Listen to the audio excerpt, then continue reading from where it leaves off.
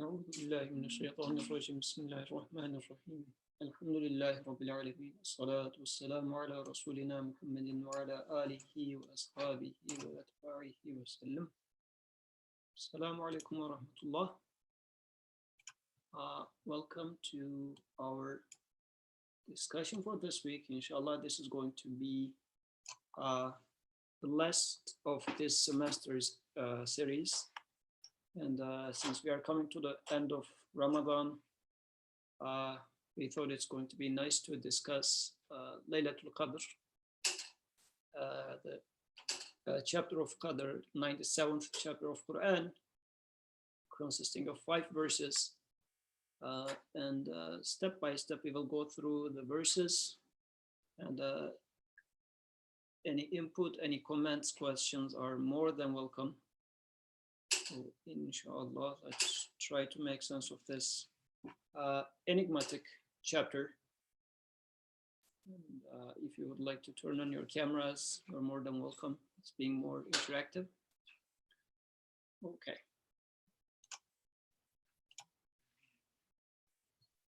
So,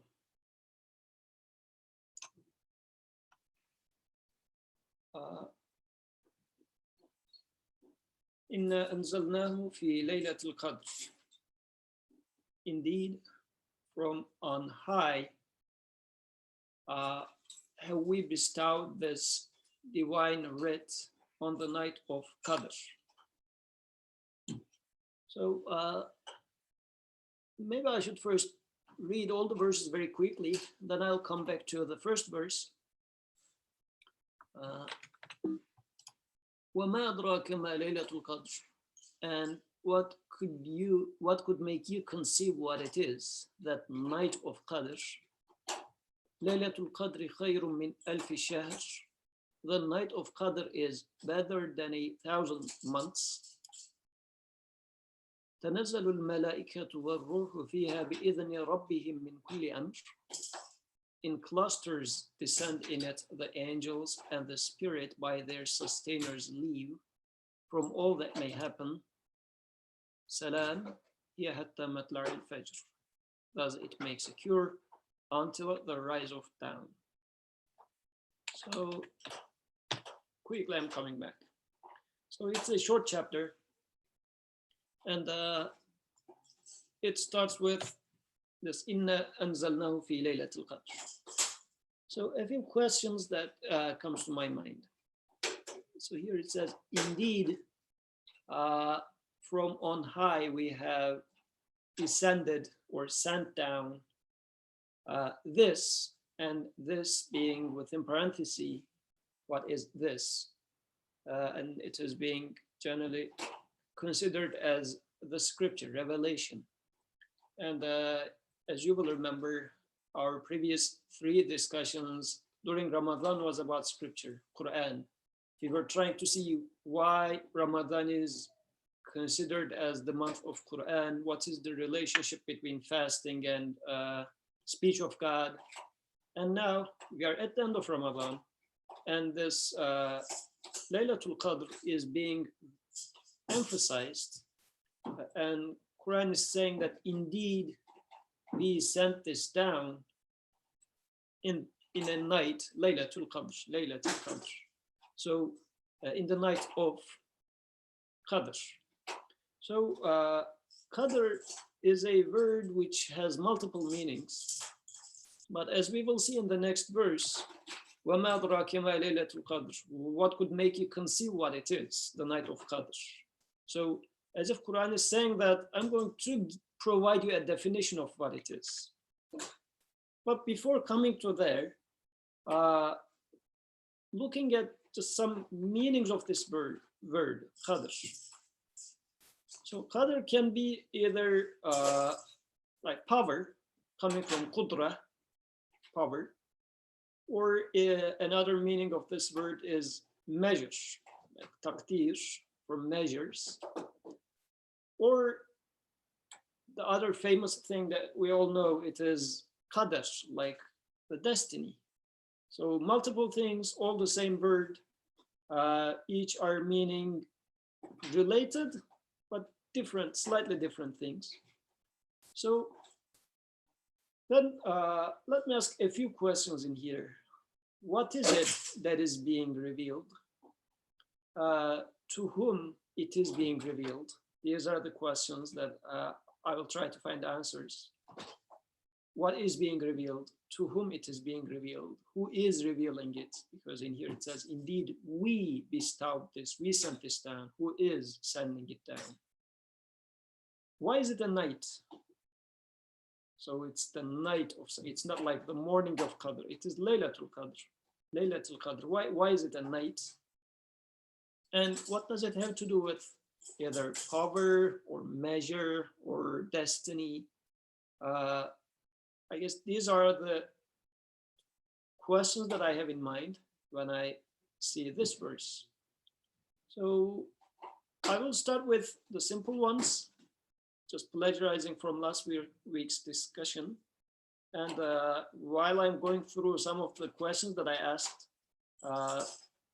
please keep thinking about the tougher ones, and I'm looking for your comments. So I'm going to take this as we have been, especially last week, studying to whom Quran speaks. The previous week and last week, or how to benefit, how to make most out of Quran. These were the two discussions we had in the prior weeks. So who is speaking, first of all, in the scripture, in the revelation? So the one that speaks is, as we have been speaking so far, the creator of me, but not only me, but my parents, my family, my child, my friends, the city that I live in, the air that I breathe, all my cells, my hairs which are turning white. So, or the behavior of the person that is maybe annoying to me or lovely to me, everything that is being given existence is being given existence, is being created. So the creator of all these, the provider, the giver of life of all these is speaking or is sending down. So this is the main aspect which makes the message independent of time. Because one general way that this verse is being translated is Quran was revealed to the messenger in Laylat-ul Qadr, in the night of power. But we also know that Quran was revealed throughout 23 years. It's not like it's not revealed in a single shot. It's not a single night's revelation, actually. So, and in general, how this is being further explained in the literature or the previous people, how they interpreted this. They said that, yeah, okay, Quran was first revealed to the heavens of earth, to the skies of earth in one chunk, if you like, all at once. Then from there, it came down to the messenger step by step. But again, in this sort of an interpretation, Quran is being revealed to the messenger only. But in our discussion so far, we said, okay, Quran is revealed to the messenger, but also Quran is being revealed to me right now. So first, what we said, who is speaking? The creator. Who is the addressee? To whom Quran is being revealed to? So if I have Quran over my shelf, does it mean that Quran is revealed to me, or it is just standing there? I have nothing to do with Quran. I'm not reading it. I'm not trying to solve my problems or get any answers out of it. Does this mean that Quran is available to me or open to me? I mean, if I don't open its cover, and not only its cover, but try to get into it, understand what it is saying, Quran is quite distant to me, actually. So if I am the one, and which actually is the case, I must be the one that Quran is being revealed to. Then what does it mean that Quran is going to be or is being revealed to me in this night of power? What does it mean that Quran is being revealed to me? And another minute detail in this verse, inna anzalna. So the word that is being used in here And we are going to see this word twice in this chapter, nazala. We are going to see this word twice in this chapter in two different forms. When the verb is in this form, it means it is being revealed all at once. But then to the end of the chapter, this word is going to change and it's going to become tanazzalul malaikatu, which means step by step, slowly it is being revealed. And this is why traditionally this verse is interpreted as Quran was first revealed to the skies of the earth, and then step by step, over 23 years, it was revealed to the messenger. Okay, but we are trying to make these verses relevant to ourselves, more relevant to ourselves. So what does it mean that Quran being revealed to me at a certain night all at once, and then it is going to be as if opened up or revealed to me in stages? What does this practically mean? And while looking for answers to those questions, now that I guess I sort of covered who is speaking, to whom it is being spoken to, and also what is being sent down is guidance, because we have been studying what is Quran, and Quran was describing itself as guidance. Okay, so Creator speaks to me, or sends down speech to me, and he is speaking to me about guidance. Now let's come to the night part of it. Laylat-ul Qadr.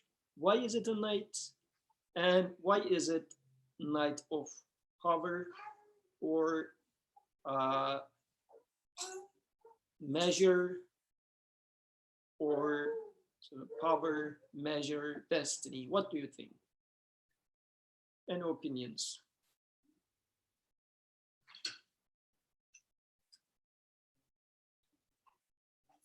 Brother Birkam, please go ahead.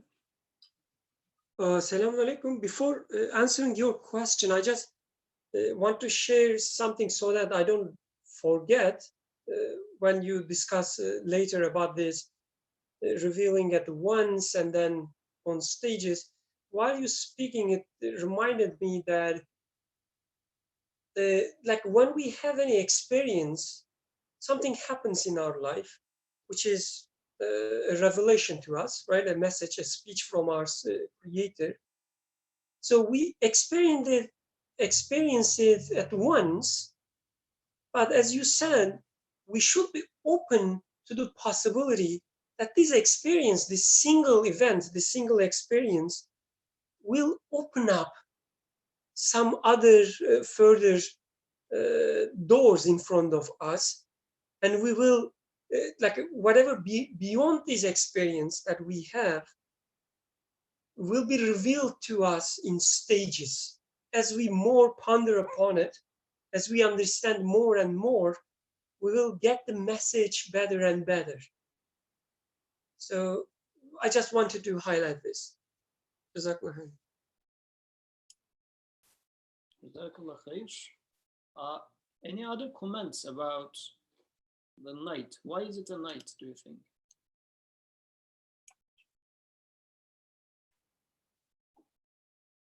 So, as if it looks like revelation comes at night, or came at night, all at once.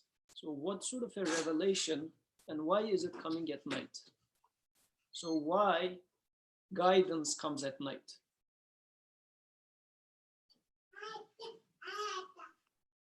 Is it because you're not working at night, you're like relaxing and thinking? Relaxing and thinking. Yeah, because you're usually working during the day and then you're relaxing and sleeping during the night. So maybe you're in a better mental state to receive something. Might be, but this would be the case if we take night as literally night, right? No, aren't we taking it as literally night? Yeah, I mean, in your case, this is how it happens, right? If I take it as literally night, yeah, then yes, night is the time that I'm not sleeping and I'm more sort of relaxing. Uh, or, I mean, night is the time that I am sleeping. Maybe I'm not even relaxing, so I'm just ignorant. Yeah. Or like it's more quiet than in the day. Yeah, good, good. But yeah, so then let me repeat what I understand. So this is the period of day in which I might be in most peace to without distraction, maybe consider what is coming in a better sound mind. Yeah. Yeah, good, possible. Thank you. Uh, okay, so I'm seeing two hands. Shanur and Abdurrahman is first, I guess. They're okay, please go ahead. I hope my voice is okay. I'm just thinking,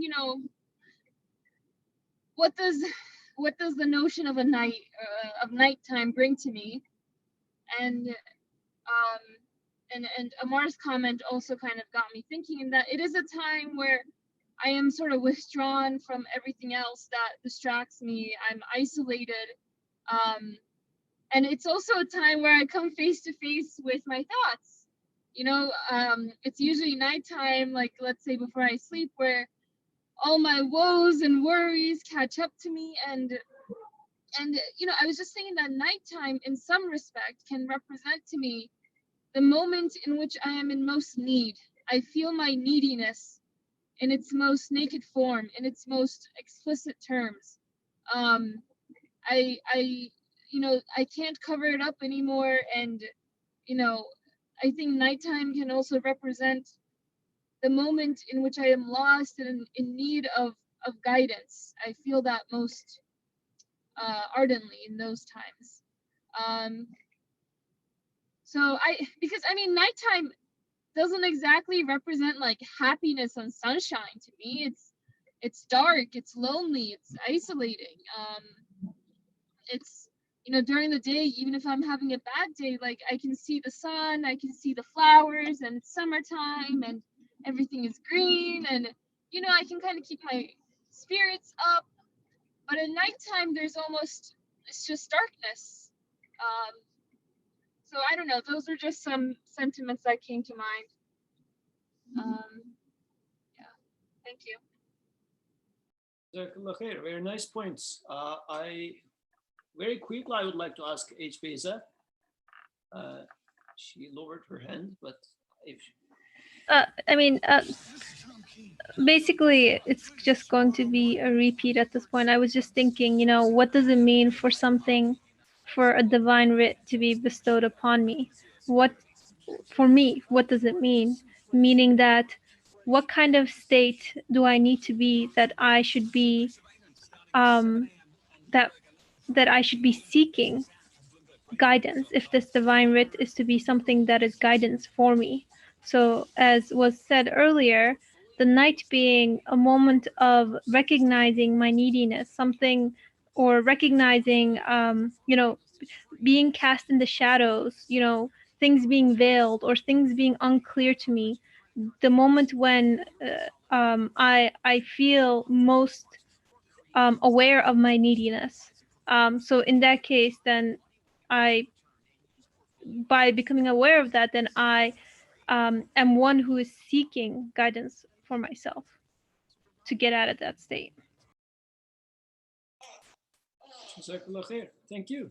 Very good points. So I guess mine is just going to be another repetition, but if I come to you guys and say that, or a friend of yours comes to you and says that, like in this mode, my world is dark, so I am in darkness. What sort of a state does this depict to you? And I guess I sometimes feel like this. Things are not going as I expect. I do not see the light end of the tunnel, as we would say. So I was trying to, let's say, get into a certain job, or try to get married with this most beautiful woman on earth. But then things are not working out. And troubles, problems, one after the other, and I don't know where this is going. Or even, let's take it at a more existential level. Where is this life going towards? Like every day I'm going to work, coming back, same schedule, and okay, this achievement, that achievement, but just everything becomes more and more mundane. Success is not becoming any shiny anymore as it used to be.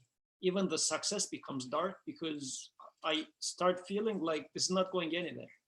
And my hair, within the darkness of my world, my hairs start appearing as the only white thing, which is increasing my darkness even more because it's reminding me of death.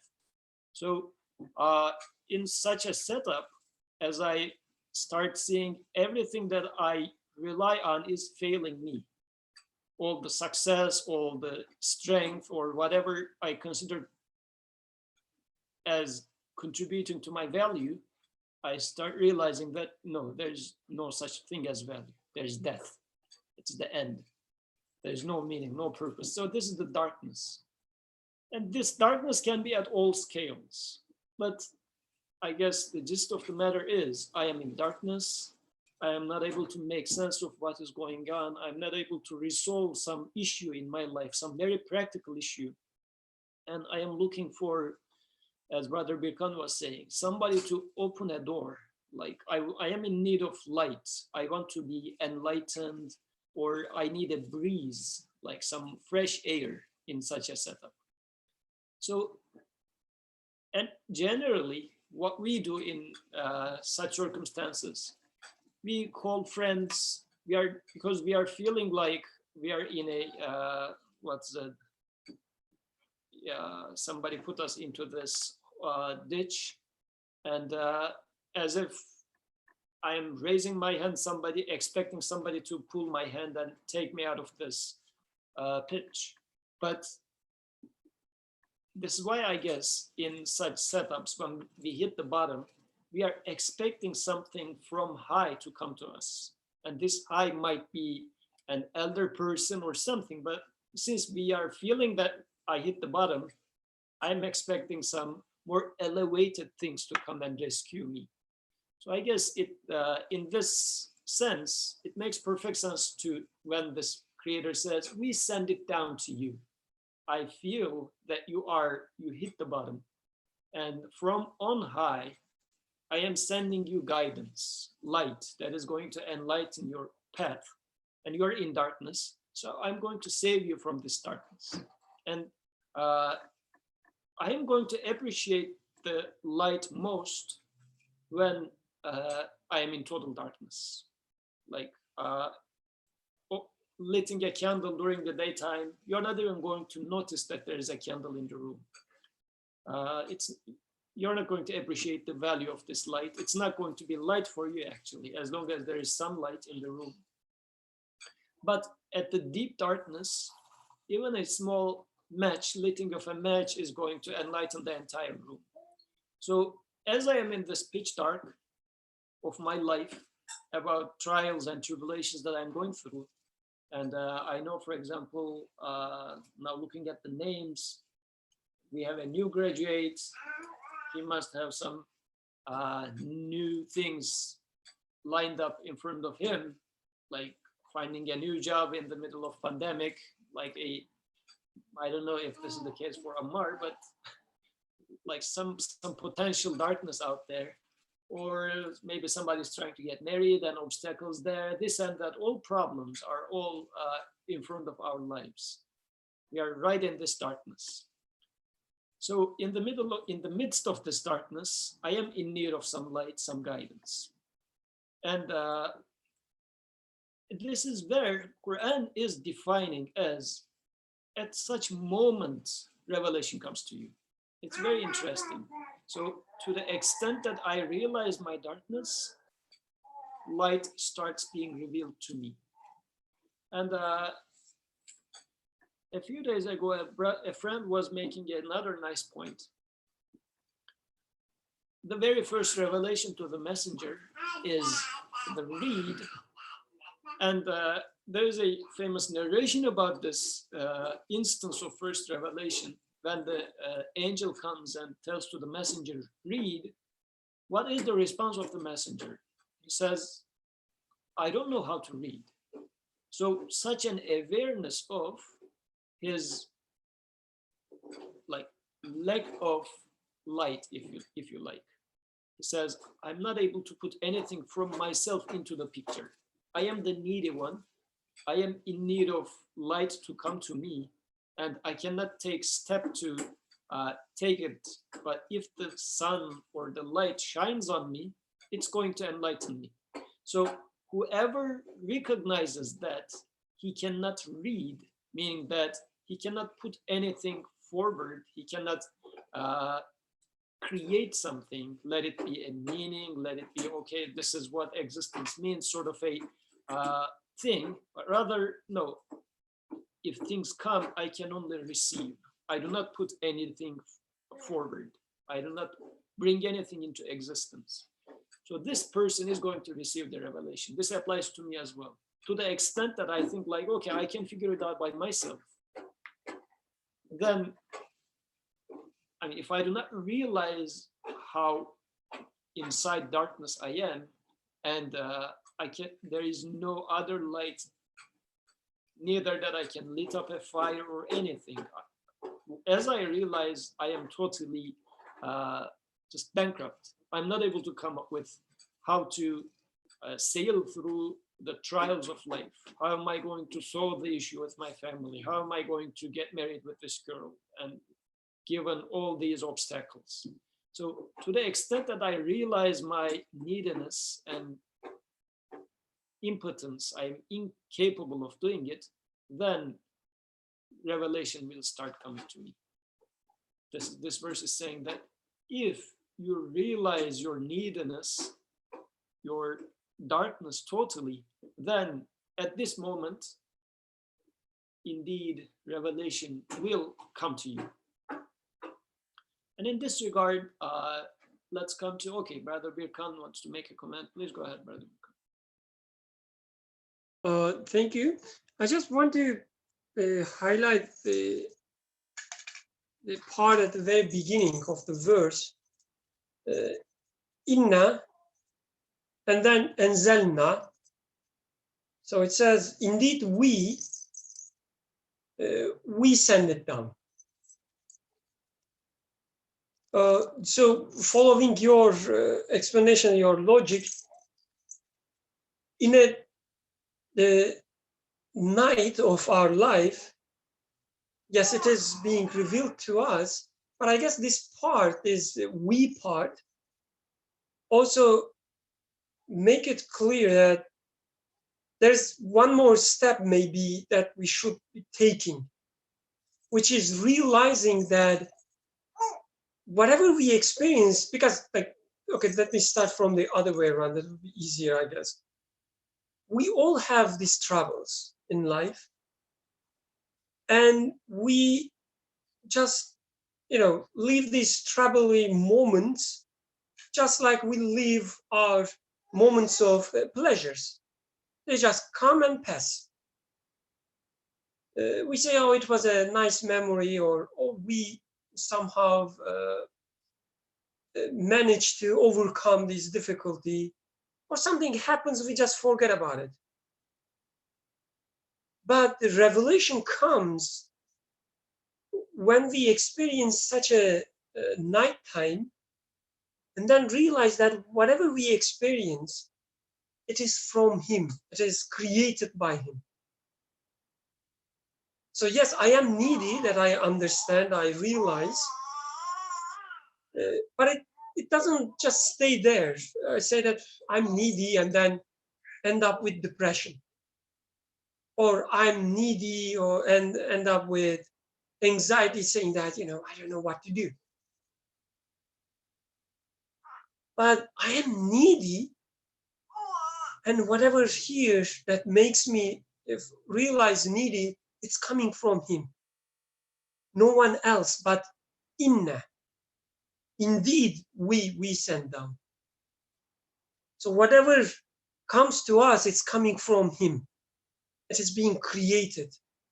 I guess this understanding, this realization also important there.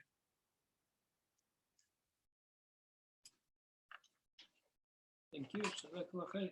Yes. And I'll now take you to the last word, like the Laylat-ul Qadr. So what does all these have to do with measure, power, or destiny, divine determining?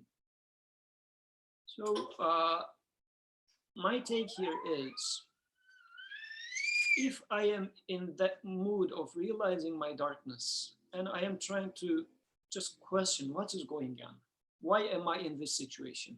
Is this just like some random act, some chaos? Because it feels like everything is out of place. Now, take this pandemic, for example. It looks like, as they say, we don't know if this is reality, but let's say some bat from China, some person ate this and then spread all over the world from that random person's maybe irresponsible act, whatever. But then it looks like it's very fragile, very random. So this is why it's more depressing. How are we going to cope with this? Let's say, okay, we found some way to get immune to this virus. How about another virus? Because maybe this time it's not going to be in China, but maybe from some Turkey, whatever. So how can we stop this? It looks like we are doomed. I mean, if a single virus can lock us down for months and we are getting bored in the houses, whatever, then, so it's so depressing, so random, so chaotic. But is it really chaotic? Or is it like, do I see that all these things are, as Brother Birkan was saying, coming from the one who is all-knowing? Everything is following one after the other in purpose. When I look at the skies, for example, look at the picture in the slide, so we see beautiful stars, and we know that all those stars are within a perfect measure. Like, look at the solar system. The world is turning around the sun in the same number of days and hours every year, and it is within a measure. Moon is turning around Earth within a measure. And look at, there is a tree in there, for example. There's a perfect measure within every single leaf of this tree. Then, how about my life? Is my life out of order? To me, it feels like it is, but why shall it be? Like, everything else is within an order. Why shall my life be out of order? Although apparently I am the most complex being on this earth, like the conscious being, a being that can make sense of things. So why would Creator put me as if into prison and don't care about me? Doesn't make any sense. So my darkness, it shouldn't be for torturing me. I'm not put into this prison just because God is getting pleasure of torturing me. It doesn't make any sense. But everything is within an order, and my darkness is part of that order. But I'm trying to make sense of this. What does this mean?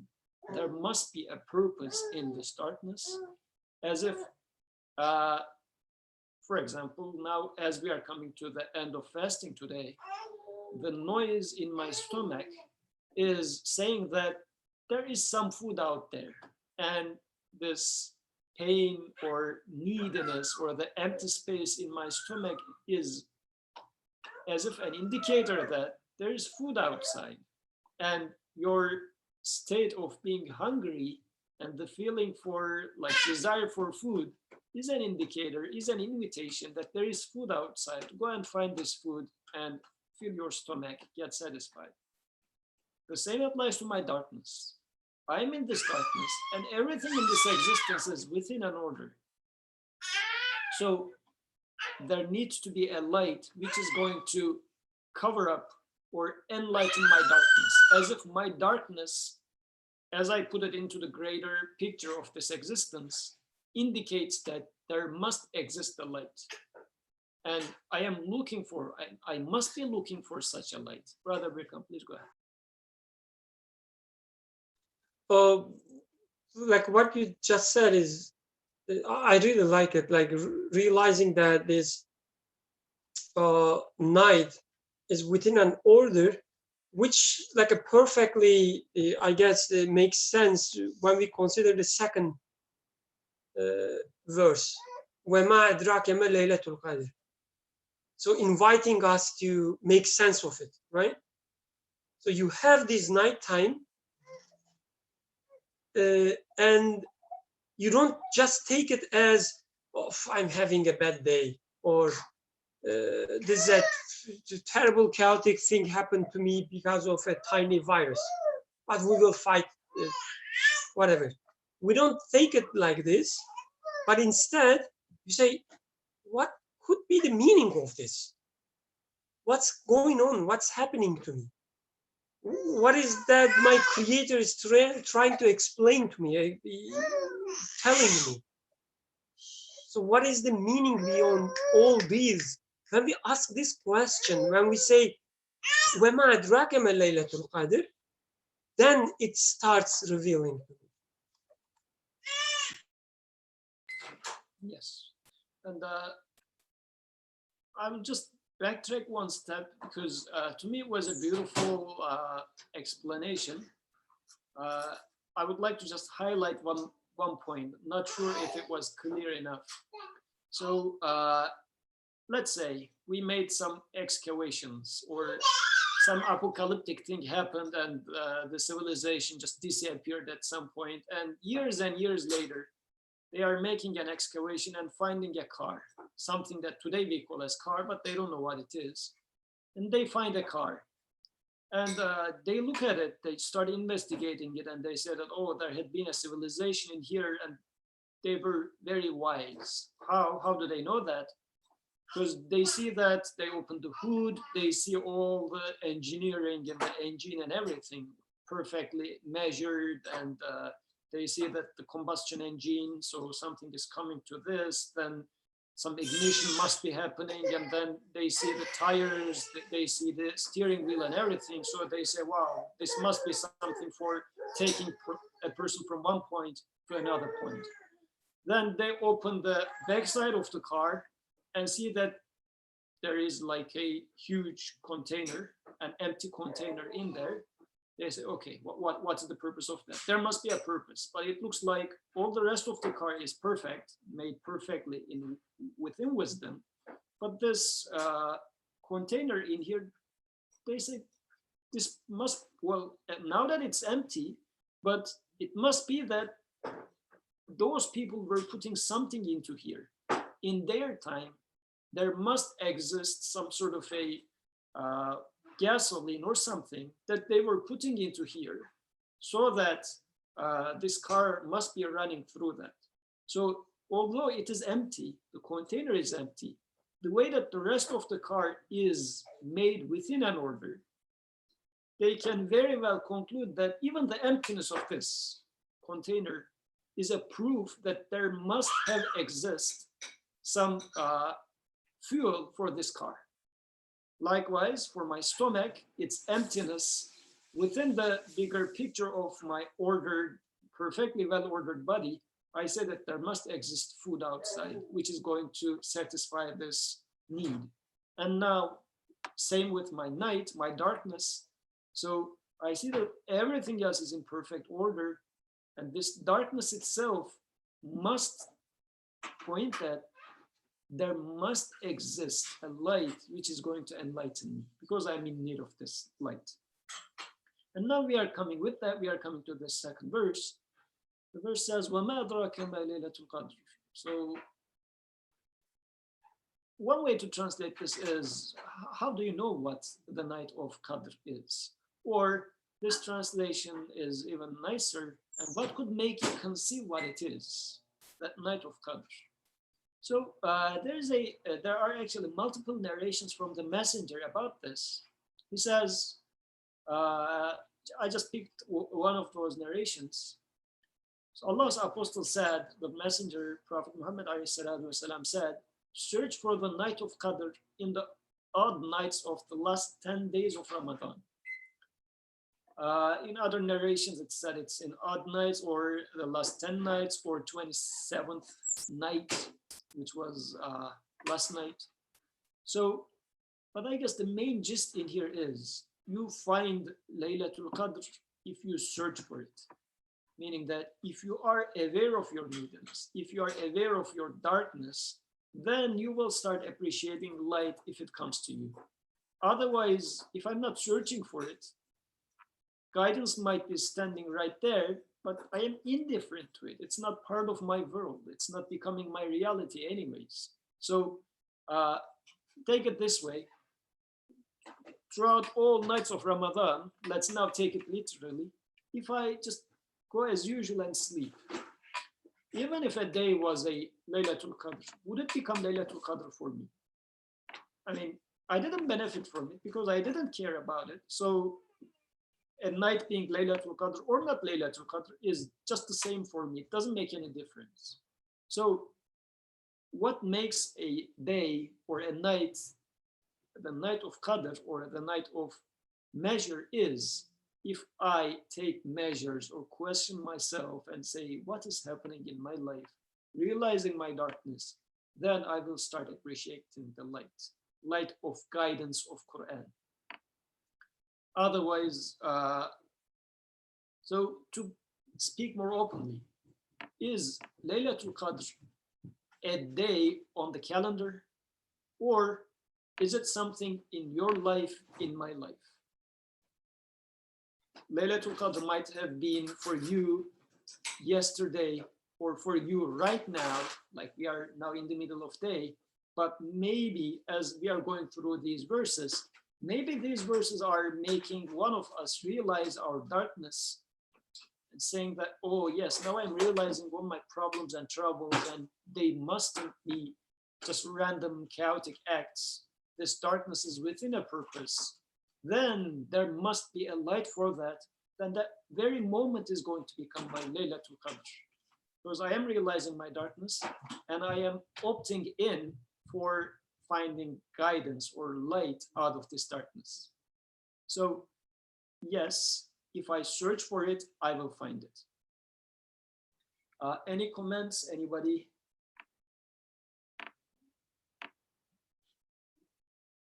And actually in the tradition, like people sought for Laylatul Qadr throughout the whole year with this motivation, saying that if I search, I will find it. So it's not simply a one day over the calendar, which says, okay, you check your Google Calendar and it says, okay, today is Laylatul Qadr. If I'm not searching for it, it's not Laylatul Qadr for me. Now we are going to the third verse, since nobody is making any comment. Laylatul Qadri khayrun min alfi shahr.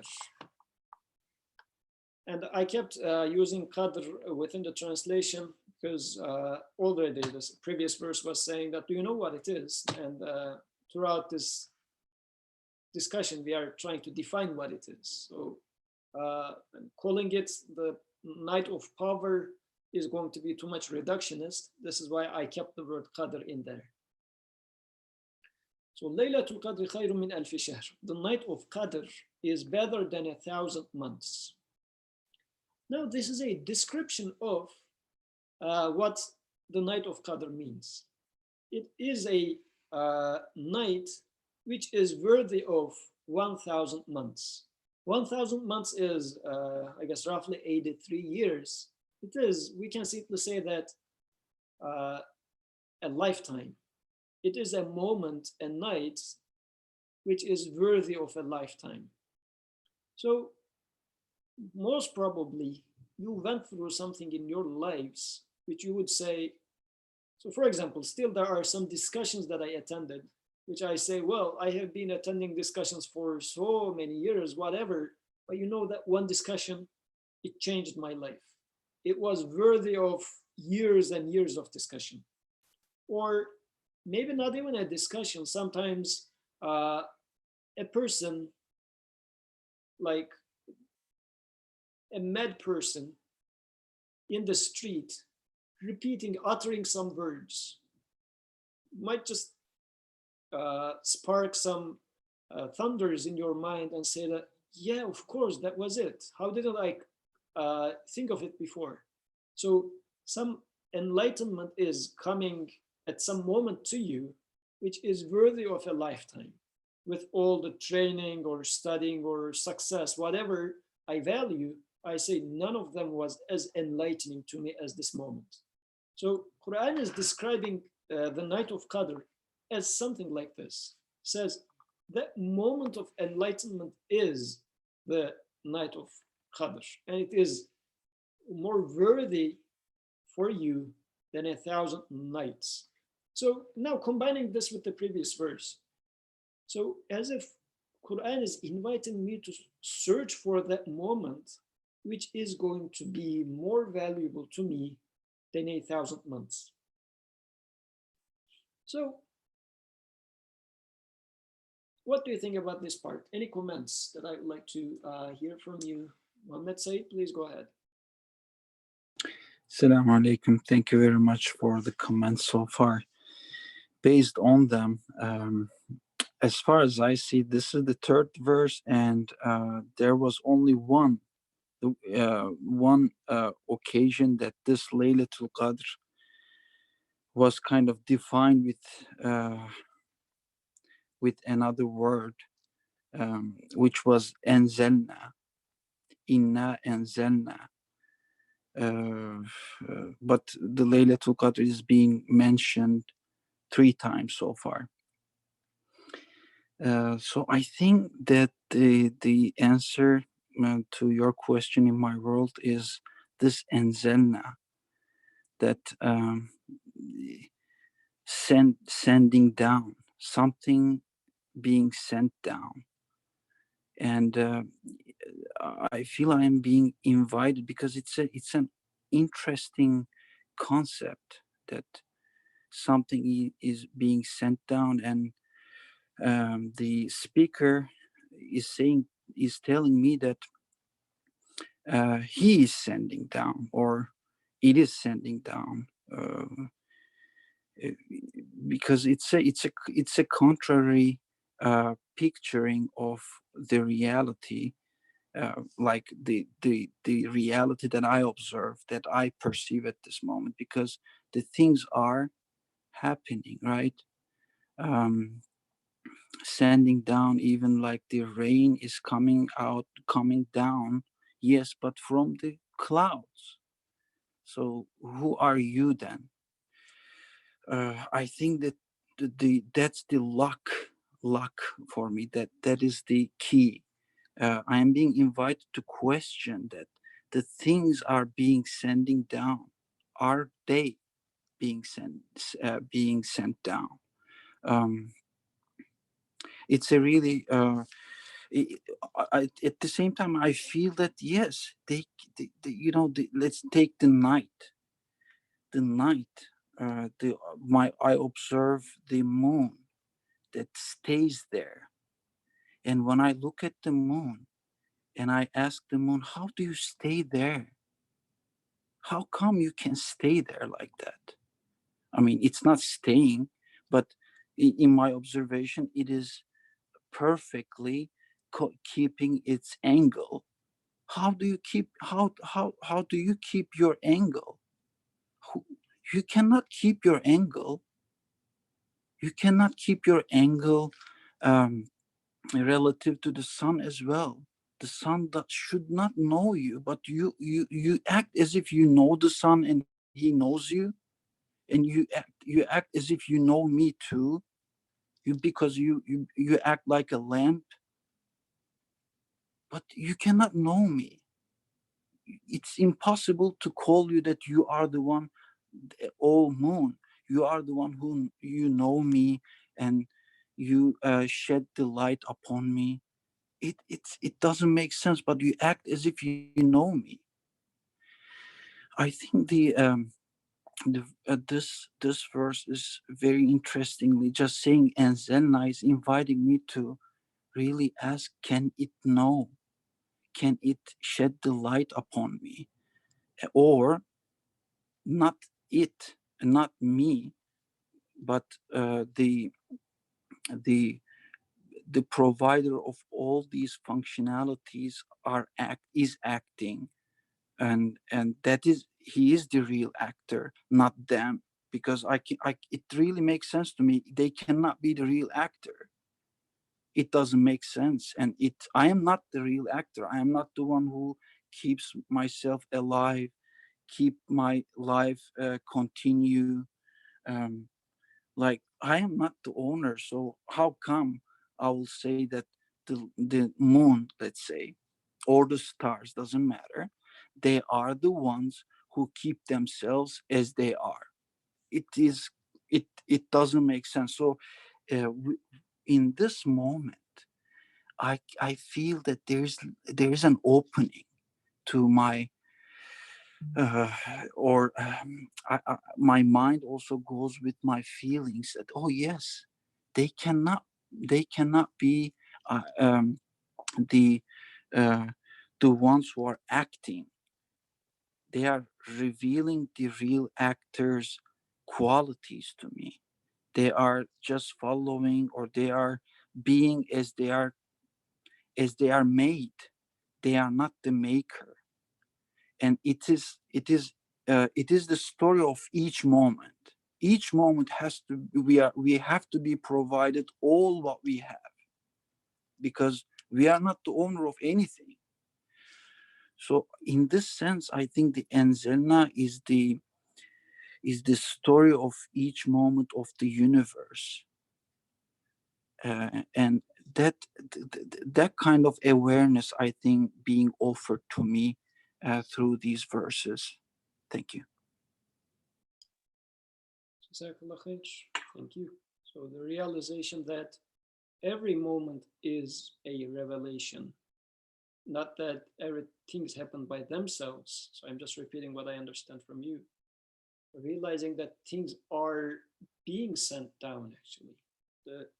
My life is being given, or the conditions that I am living in is being given. It's not that it is happening by itself, or the person that I'm trying to get married with, or the job that I'm trying to get into. These are being given existence, being created. They do not happen to be by themselves. To the extent that I realize this, I will start seeing the order within them, which is going to save me from this darkness of, oh, everything acts on itself. So I need to find my way through this. I need to fight with this and then win over them. I need to be strong. So such a mindset is putting a lot of load over my shoulders, which is beyond my capacity to carry. So if I realize that no, everything is a revelation, everything is being sent down, is being given existence, then this is the key that's going to open up path to light. This is what I understand from what Mohammed Said said. Jazakallah khair. And Aisha Nur and Abdurrahman, please go ahead. I hope my voice is coming well. I wanted to just go off what Mohammed Said said and what you said about, and we were talking about the months. It's better than 1,000 months, and this idea that everything must be created, everything is being given, their existence, their stature, like their orbits, whatever we're talking about.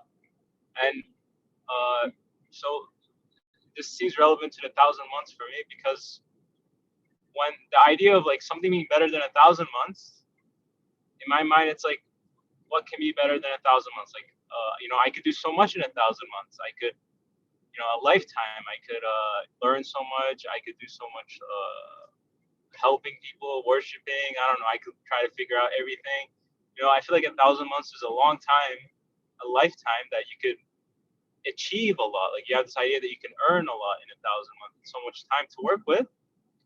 But then this idea that Anzelna, like there's like something being brought down, that it is not you that is creating things. It's not you that is achieving things. It's not you that is earning things. It's instead that things are being given to you, that you are a recipient.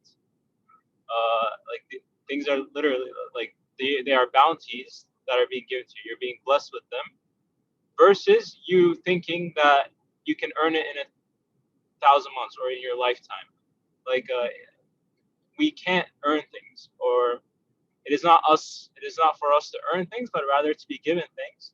And I also think this is a very beautiful that we look for this in the end of Ramadan or within Ramadan, because Ramadan is like let's say a ritual, or it's a practice that we do in which we are, we don't, like, the idea is not, oh, we have to be more healthy, or we're detoxing, or other things, but it's that we have been commanded. Our Creator has told us to fast for 1 month. Our Creator has told us from sunrise to sunset, you will not eat and drink and do other things. Like we have been told to do this, and we just obey, basically, because the reason for doing it is not the health or other stuff. It's because we have been commanded to obey, and this command is coming from the one that we call our Creator and His Prophet. It's through His Prophet. And similarly, this Laylat-ul Qadr, it's like the night of power, and the fact, like, whatever is being revealed within this Laylat-ul Qadr, it's being revealed because you gain consciousness, or you become conscious that of His commands or His will. Like as you were saying before, like everything is happening with His in a measure, with like He's keeping it in a measure. I interpret it as everything happens with His will, through His will. Nothing is random. He's doing everything intentionally and willingly at every moment.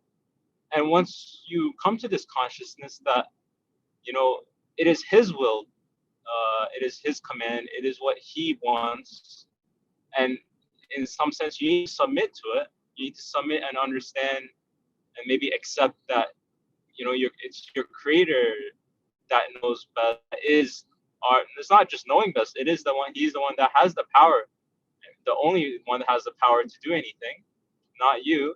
And when you come to that realization that you need to submit to Him, you need to seek refuge in Him, and not in trying to earn something in like 1,000 months, and that things are being brought down from on high, not from by your own hands, then I think it can that's like what Laylatul Qadr is. Just my thoughts. Thank you. Jazakallah khair. And while during this conversation, a few times the word key came across, which is a also very beautiful thing that it reminded me of. So think of it like a treasure. We have a treasure, but it's locked up. So the key to that treasure becomes as valuable as a treasure now. So, or let's use a more modern example.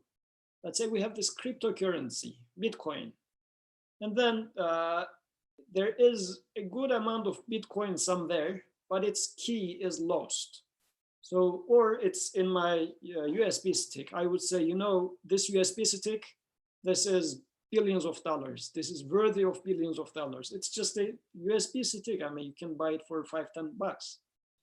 No, this USB stick is now worthy of billions of dollars, I would say. Why? Because it is the key for what I'm going to decipher, what I'm going to open up. So it's like key to a treasure. So Laylatul Qadr, or my realization, the realization that Muhammad Sayyid Abdurrahman has mentioned, my realizations of my neediness and then the things being revealed is my key. So once I realize, once I get the key, then this key is going to open up the treasure. So this is why when we go to the next verse now, it's going to talk about تنزل الملائكة والروح فيها بإذن ربهم من كل أمر.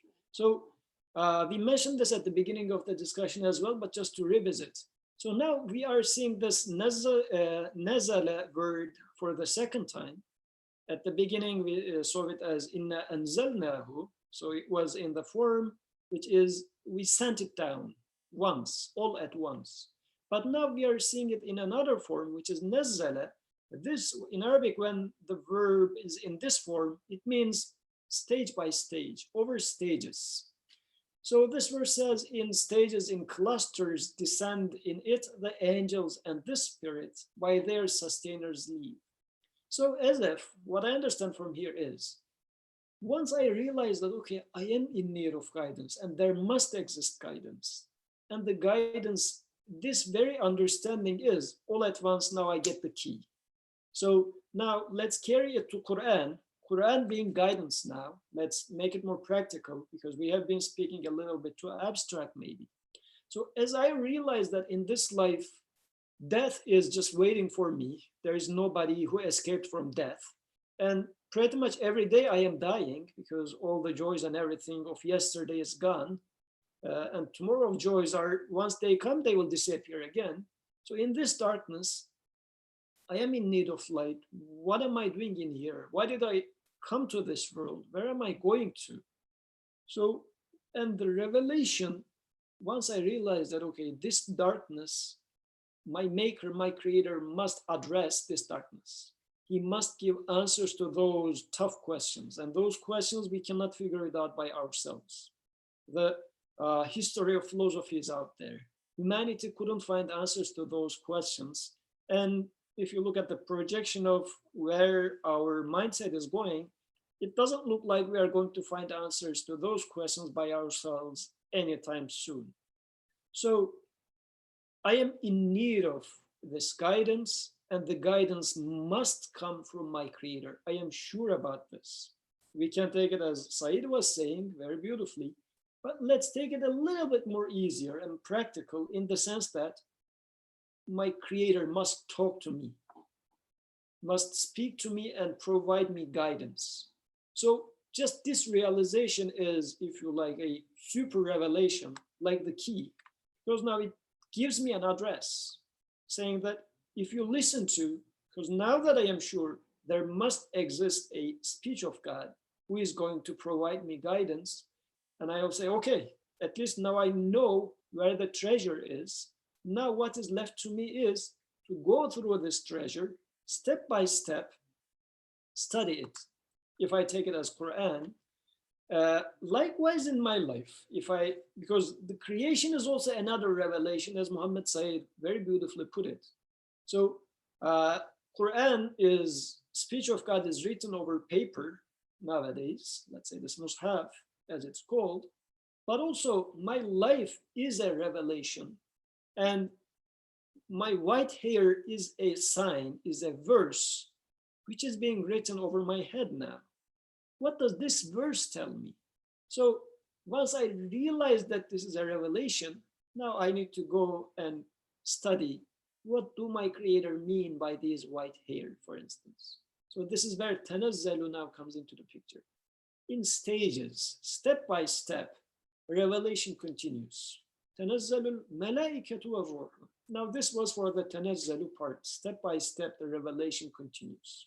And I guess now I'm hoping that it's clear what it means by revelation happening all at once, getting the key, and then revelation descending in stages, which is now I start as if I opened up the container of the treasure. I am taking out pieces of gold step by step, or spending the gold from these treasures in stages. Now, in the rest of the verse is mentioned تنزل الملائكة والروح فيها. So in this night, or in this setup now, Quran is talking about some revelation of angels and the spirit. Any idea what is meant by this? What does it mean that angels are coming down and the spirit is coming down? Any comments? This might be a little bit of a tough question. It is tough for me. So my understanding here is, while waiting for you guys, so if I tell you a robot like visits your house, how would you feel? I guess it's just something unrelatable, like a machine, like just a bunch of transistors out there. It's something that's unrelatable to you.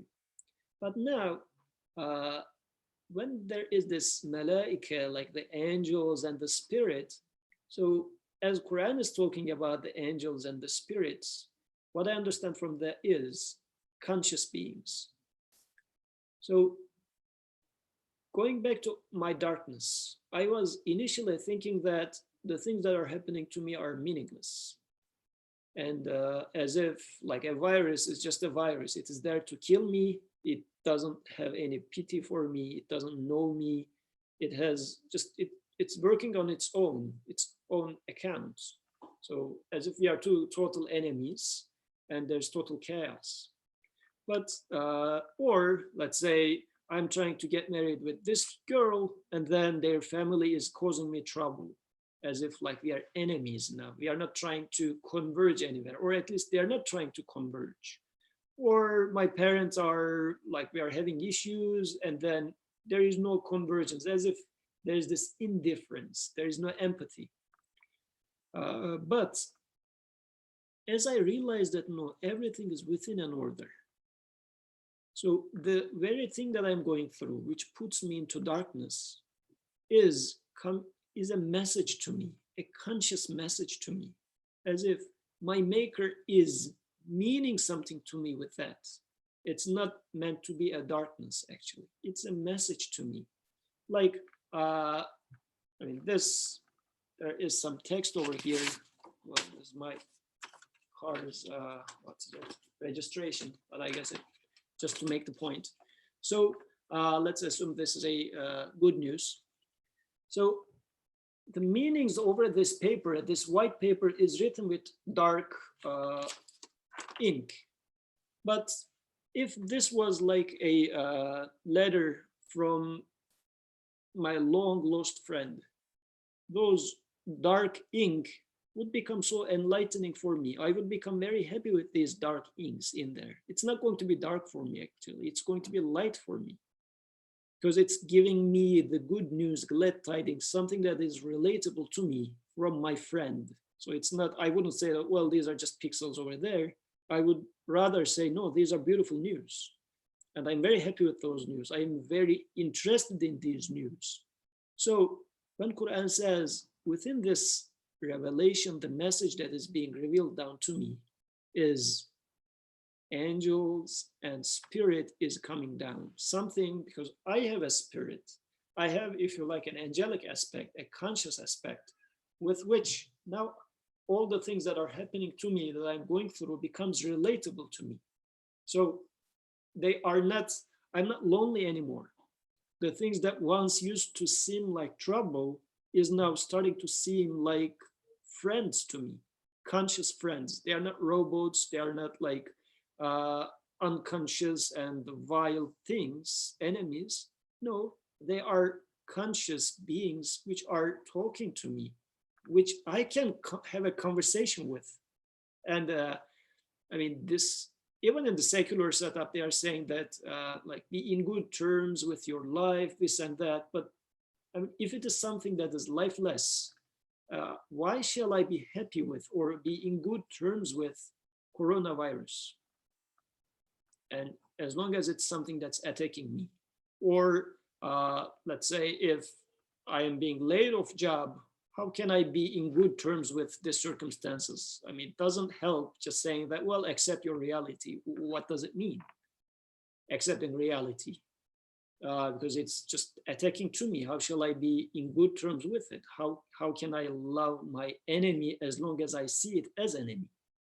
But if I see that everything is within an order, this is part of the order, and actually it is like this dark ink over light paper, it is not acting on its own accord, but rather it is a message to me from my creator. A conscious being is there, then it becomes lovable to me and something that I can interact with, that I can relate with.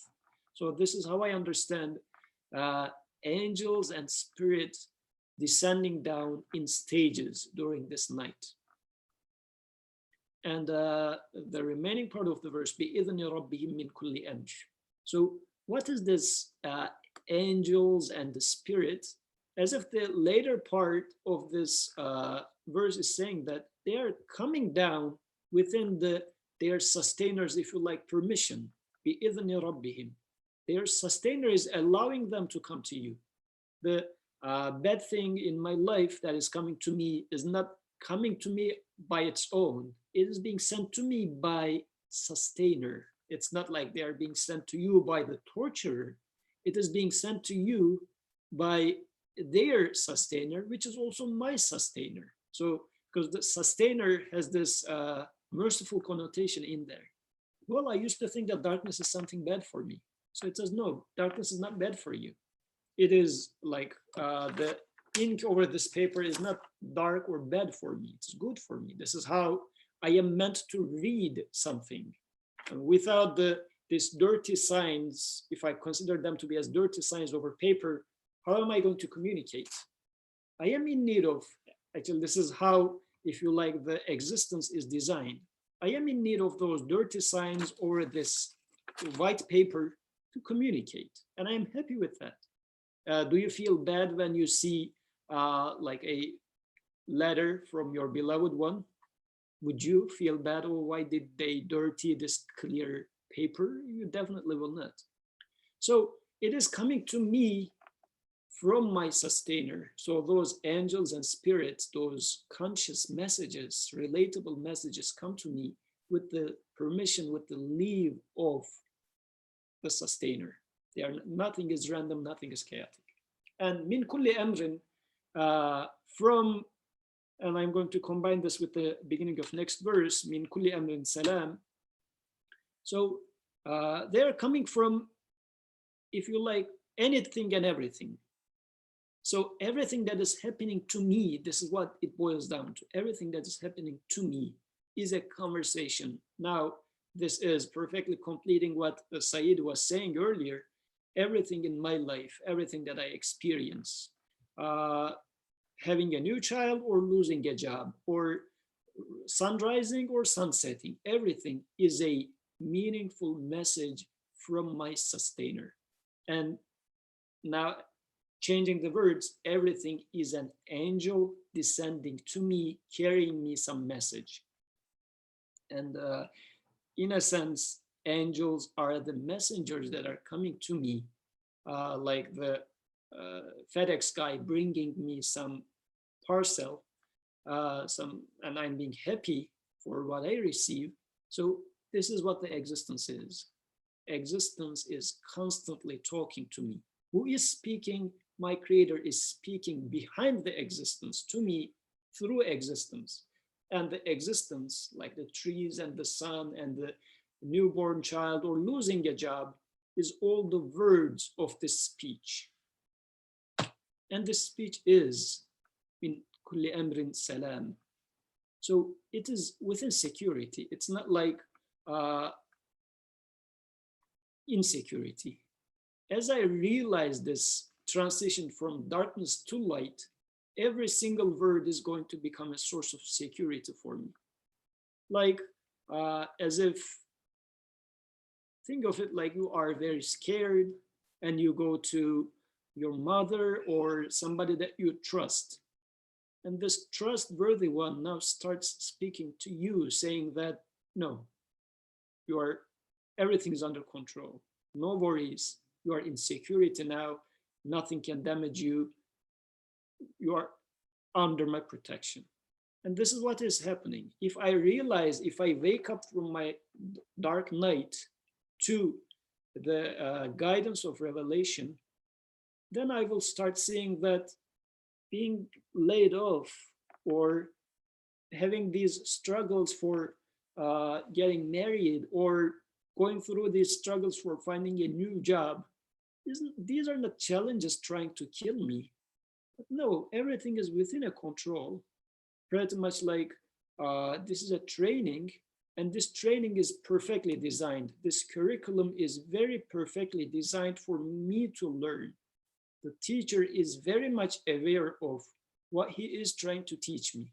Nothing in this curriculum of life is random. It's not like, oh, today I don't want to go to teach, so let me send somebody else to teach instead of me. This is not how the creator is acting in this existence. There's no randomness, there is no sloppiness, he does not sleep, he does not get tired. I don't observe such a thing. The creator of sun is never tired of creating the sun. Like you wake up one day and you see, well, God didn't create sun today. This doesn't happen. So everything is becoming salam, like source of security for me. Previously, I was feeling insecure from them, but after this transition, everything becomes source of security for me.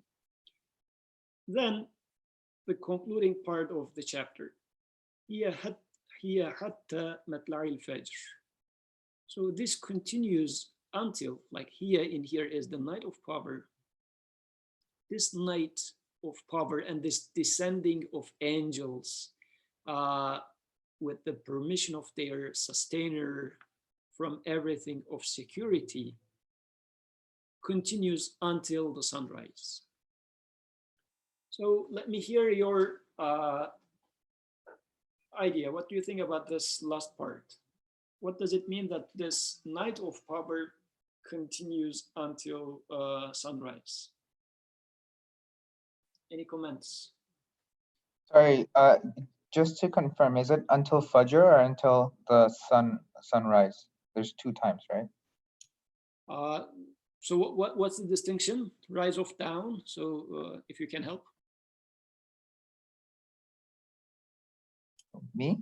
Yeah. So like Matla' al-Fajr, this is the rise of dawn. So the first lights of the day. So Fajr, right? Yeah. Okay. So it is the first light of the day. So it looks like once the lights start appearing, so until this time, this revelation continues coming down to me.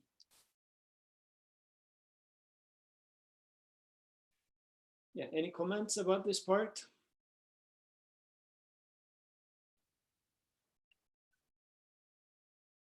So what I think from here is, so this way of stages of revelation, because at one moment there was this, I found the key, and Zalna happened. Then Nazzala keep happening, stage by stage revelations start coming to me. And this now second part of stage by stage revelation, starting to understand the purpose behind things, because it's not happening all at once. It's not like, okay, and in this discussion, I see that there's purpose in life, and now I solved the riddle of existence. This is not how it is happening. This is not how we are living our day-to-day life. But in the first stage, I was realizing that I can find an answer to this, my problem of existence, my loneliness. This existence is not random. And this saved me from despair. I'm not hopeless anymore. Actually, I am filled with hope that light is there and I'm going to benefit from this light. My darkness is going to disappear. Then I keep asking from this light. Angels keep descending upon me. I start communicating with my creator through existence. Things start becoming meaningful for me. So step by step, my darkness disappears, and this continues until sun is rising, the lights of day, and then things become visible to me. The darkness totally gets dispersed. So a very beautiful imagery in here. So, and it gives me a very like big hope about life and the purpose of this existence. It's not darkness, but it is the troubles that I thought that just torturing me, they simply became beautiful messages of my creator. And as beautiful as the sunrise, this is, especially if you are like after a sleepless night of contemplation, trying to understand your purpose in this existence, a sunrise truly happens to be more beautiful to you. Generally what's happening is we wake up, let's say at 7, 8, whatever, sun has already risen.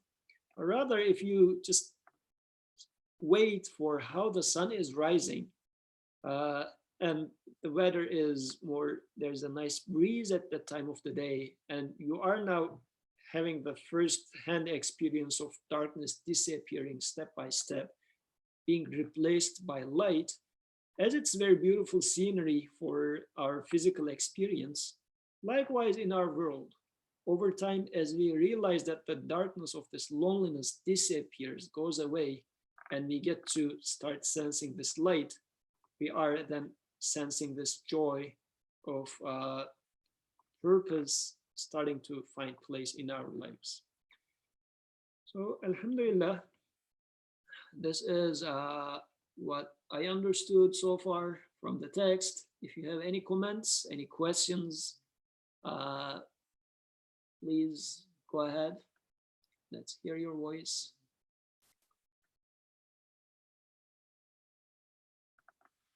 Okay, I'm not seeing any hands. So let's conclude here then. So may Allah make us find the night of Qadr, realize night of Qadr, and become the addressee of revelation, be able to appreciate guidance that we receive from revelation. And may He make us be able to read existence as revelation, as a message, as a constant speech of my Creator. In this interaction of marriage or job or having a child, these are nothing but my Creator talking to me. So may Allah make us realize this, try to read it accordingly, and benefit or enlighten and enjoy this existence as such. May Allah make us live this life as a constant conversation between us and our Creator. Such, I mean, if it would become such a lovely way of living life, because I guess especially people trying to get married would appreciate this more. Like trying to have conversation with your future wife or husband is such a lovely thing for you. Why? Because you are experiencing this joy of you have those feelings and you are finding a feeling that is matching your feelings, and then you are having this conversation, and it's such a joyful thing. And in this life, I'm finding myself as I have those feelings, and somebody is speaking to me, to my feelings. As much as I realize this, then the life itself becomes a conversation between me and my Creator. It becomes a source of joy. And then my relationship with my wife just becomes a part of this conversation. So like a higher order meaning is now sitting on top of all the things that I'm going through in life. So may Allah make us find Laylat-ul Qadr in this Ramadan. اللهم اجعل ليلة قدرنا في هذا الرمضان خيرا من 1000 شهر. آمين. سبحانك لا علم لنا إلا ما علمتنا إنك أنت العليم الحكيم. وآخر دعواهم أن الحمد لله رب العالمين. الفاتحة.